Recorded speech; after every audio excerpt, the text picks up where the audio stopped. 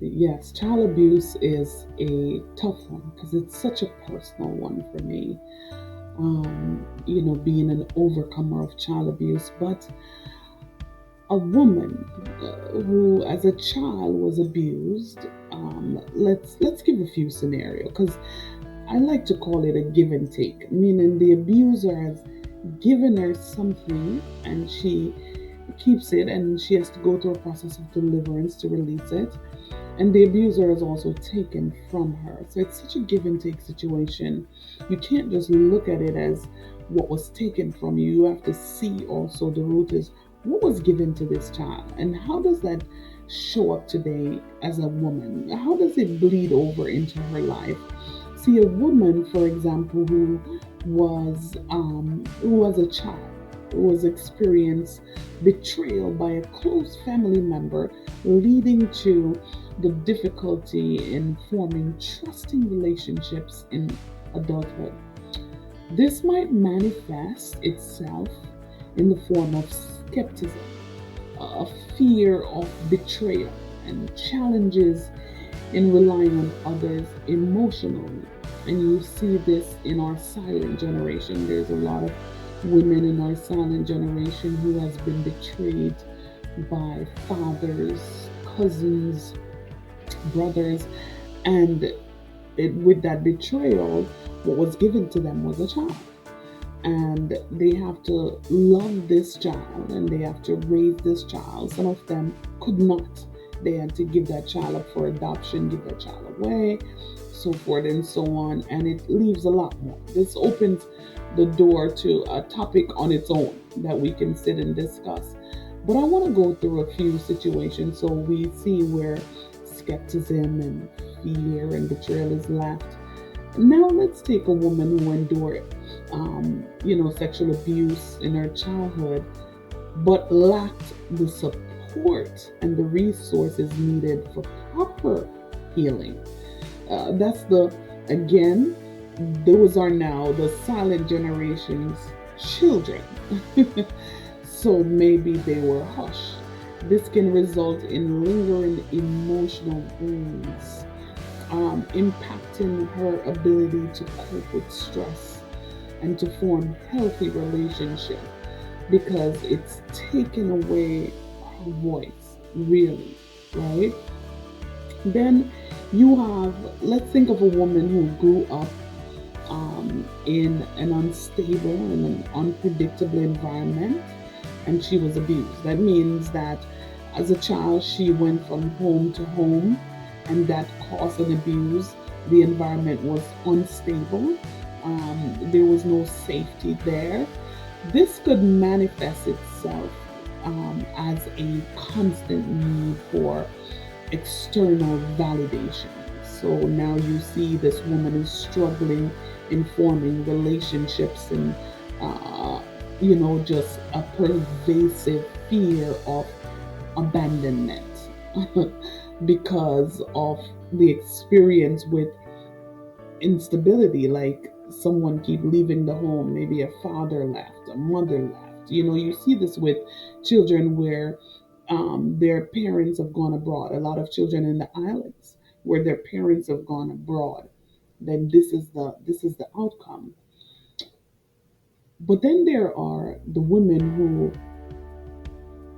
due to past judgment or rejection, um, they have gone through abuse and they were rejected and they were judged.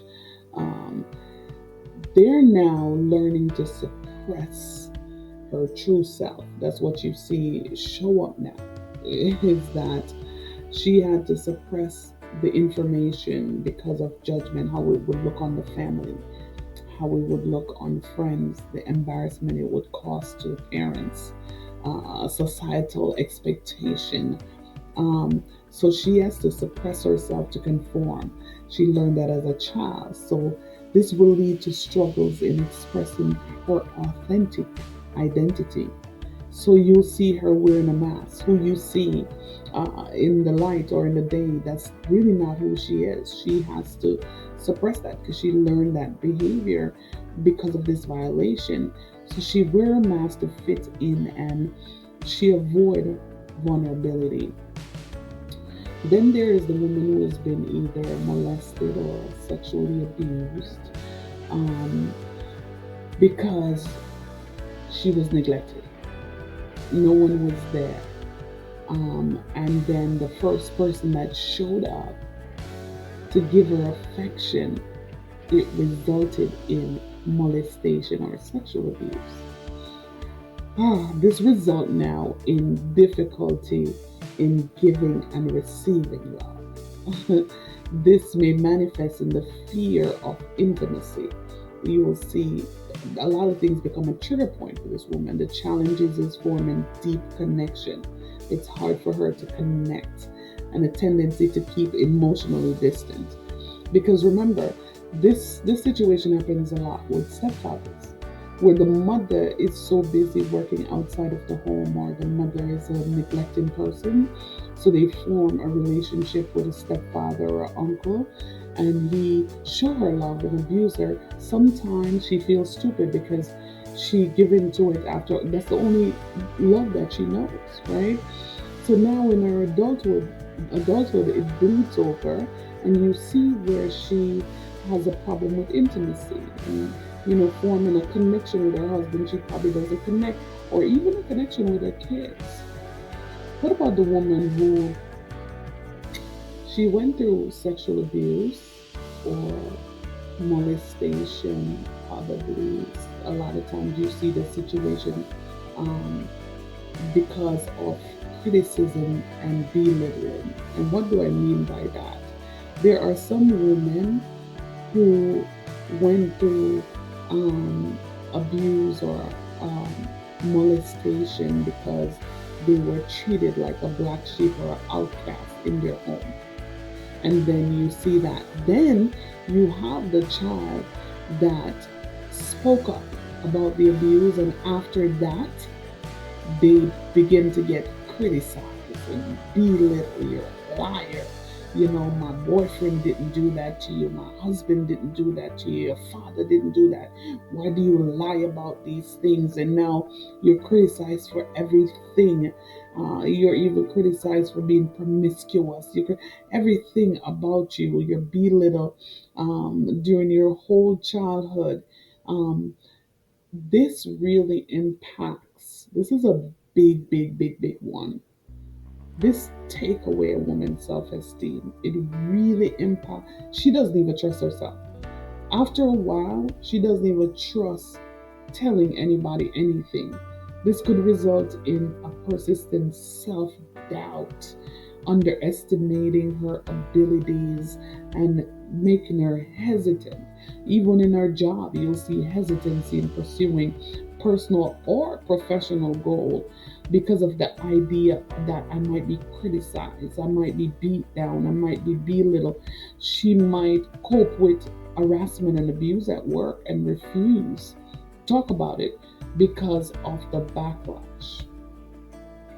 Then you have the woman who has been abused and has shared it with someone, and that person betrayed her and has bring harm to her instead, has caused her to get in trouble for sharing the information.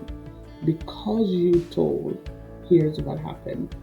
Rape victims, this happens to quite often, where their rapists might threaten them or come after them after they've been raped.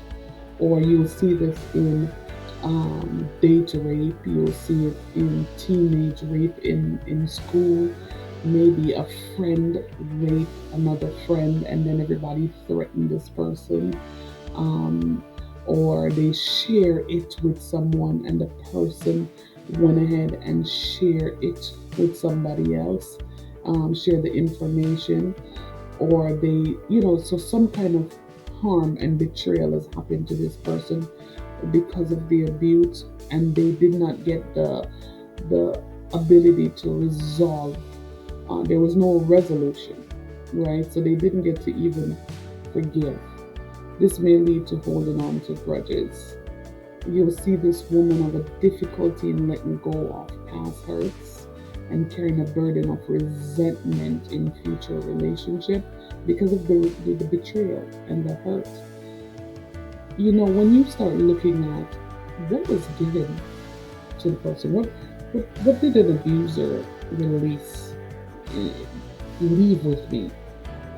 Oh, this is a big one.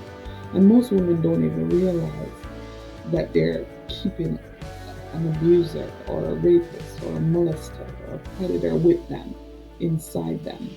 Even the victims, like the parents who are victims, might be keeping the person in them. So when you think about it, right, an individual who experience abuse, like ongoing abuse, constant from one person, constantly, they may carry a weight, oh my God, of past wounds. And this is impacting self esteem and their relationship because it was ongoing for so long.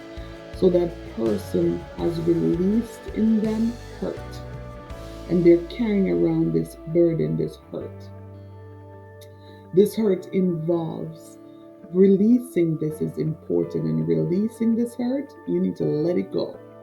You let it go by acknowledging the pain and seeking therapy and gradually learn to forgive, allowing healing to begin. I had to go through this process, or else, because I was violated so many times, if I kept the pain for each of those, oh my God, I was carrying around every single one of those perpetrators with me. Then the next thing that is given to a victim is distress.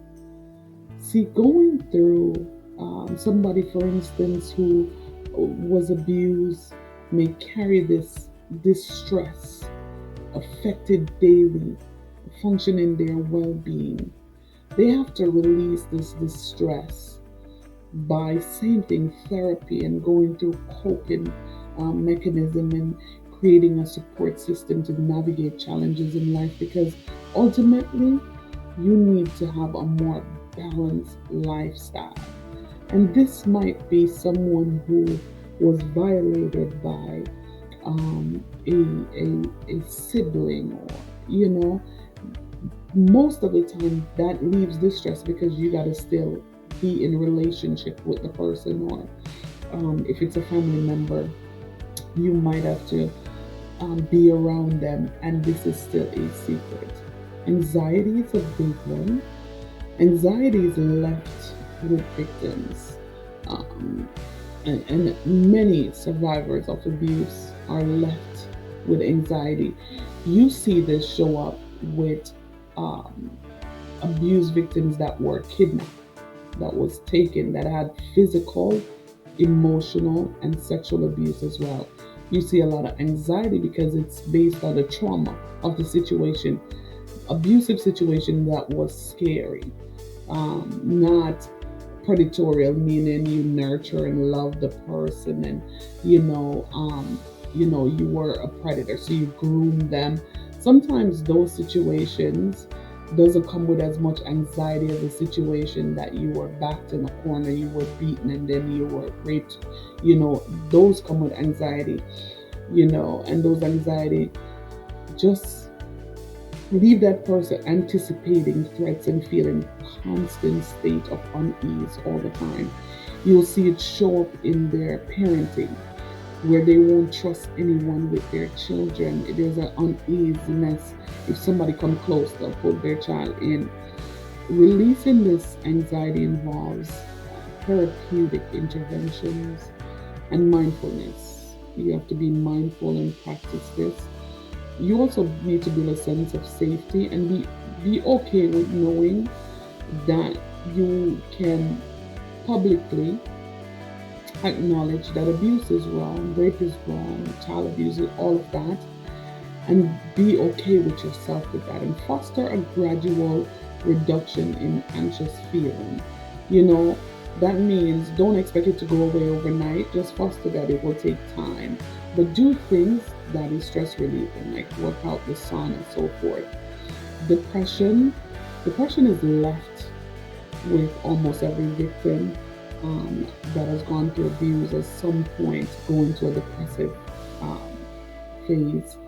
But mostly victims of long term abuse that may struggle with persistent depression, um, victim of long term abuse. That mean they have been going through the abuse for quite some time. It has been, especially when they are wanting someone to rescue them and save them, and the persons that are supposed to protect them are there but neglecting the situation. Is not the person that's supposed to save them that's abusing them, there's someone else. Then it leaves a feeling of sadness and hopelessness. It's that, sad, like, why me? Especially if there's other children in the home and they're the only one that's being targeted, sadness kicks in. Hopelessness is because they're not saved from the situation. So they have to release this depression, and professional counseling, I keep coming back to that, is very important. Support network and support groups, other women who have gone through abuse. This is now important to your journey, a journey of self discovery, because situation like these steals your identity. It really make you feel lost about your purpose and who you are, because generally depression likes to ride with sides of suicide, right? With thoughts of suicide, sorry.